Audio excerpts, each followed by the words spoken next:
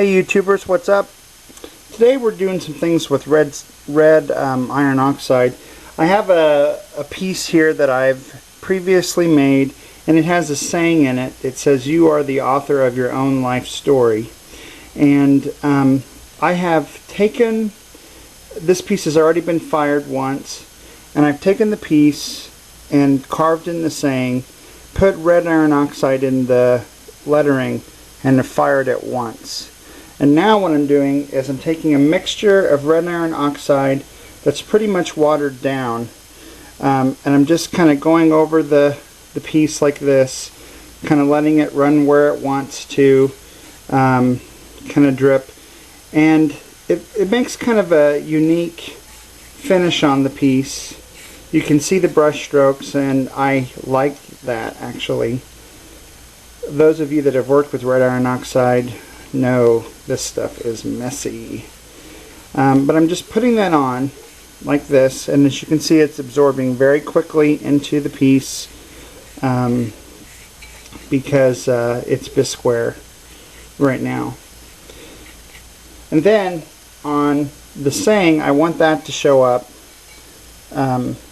So I'm going to take just a spray bottle, and on top of the saying I'm going to just spray right there. Okay, and then take a clean cloth, rub that away, and that way it kind of lightens it up around where the words are, so you can read the words better. And I'm going to let this dry thoroughly, and then just put a coat of clear glaze on it, and it'll be cool. This other piece I'm working on, I actually have fired it. I fired it already, and this one I just wrote on with the brush. It says, "Adopt the pace of nature. Her secret is patience." And then same thing with the red iron oxide.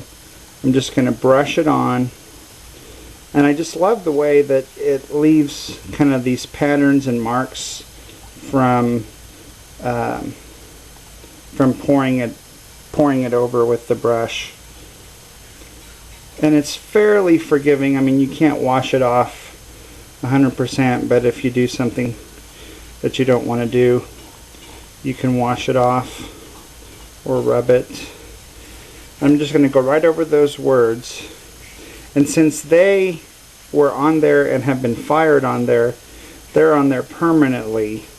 And so I'm going to do the same thing that I did with the other, and that is I'm just going to use the squirt bottle, and around the saying, I'm going to get right up in there around the saying. I'm just going to use that water to kind of clean back some of that oxide, wipe some of it off around there so we can see the lettering. Okay.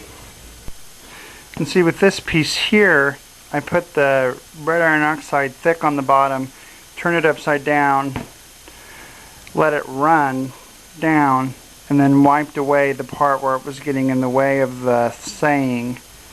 So I think you can see those kind of those run marks and some of the interesting pattern that it leaves by doing that. Kind of cool. And then what I'm going to do is, I could fire these and leave them raw because they're really decorative pieces. They're not intended for food use or anything. But I am probably going to dip them in a clear coat of glaze and then fire them just to make them shiny. So I don't know if you can see the neat layering and effects that the red iron oxide gives on the piece, but it's pretty interesting and I like it. It's fun.